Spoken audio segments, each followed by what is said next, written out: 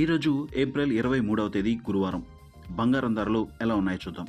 24 క్యారెట్ల 10 గ్రాముల బంగారం ధర 1,51,976 పలుకుతోంది.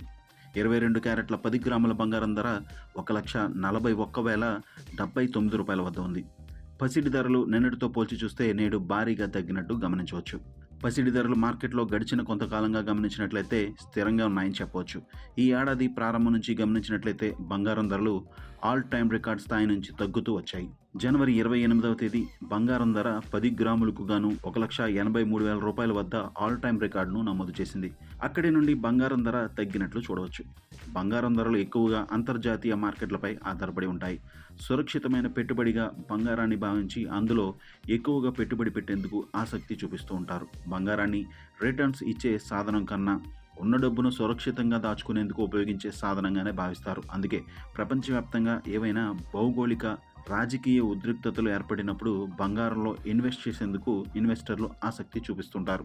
సాధారణంగా ఇన్వెస్టర్లు ఎక్కువగా ఈక్విటీ మార్కెట్లలోనూ పలు దేశాలు జారీ చేసే బాండ్లలోనూ డబ్బులు ఇన్వెస్ట్ చేసేందుకు ఆసక్తి చూపిస్తారు. ఎందుకంటే అలాంటి సాధనాల్లో ఇన్వెస్ట్ చేసినట్లయితే తమకు రిటర్న్స్ ఎక్కువగా వస్తాయని భావిస్తారు. ప్రస్తుతం పసిడి ధరలు స్థిరంగా ఉన్నప్పటికీ కూడా భవిష్యత్తులో ఇరాన్ యుద్ధం కారణంగా తీవ్రమైన ఒడిదుడుకులకు లోనయ్యే అవకాశం ఉందని నిపుణులు పేర్కొంటున్నారు. ఇక ఈరోజు వెండి ధరలు ఎలా ఉన్నాయో చూద్దాం.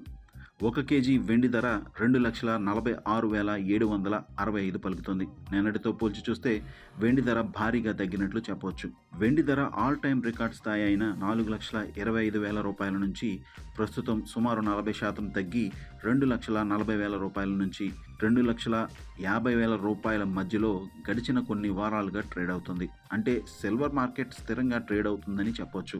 మార్కెట్లో సిల్వర్కు డిమాండ్ ఉన్నప్పటికీ ఉన్నదానికన్నా సిల్వర్ ధర భారీగా పెరిగిపోయింది. దీంతో నెమ్మదిగా సిల్వర్ ధరలు కరెక్షన్ బాటకు గురై ప్రస్తుతం స్థిరంగా ట్రేడ్ అవుతున్నాయి.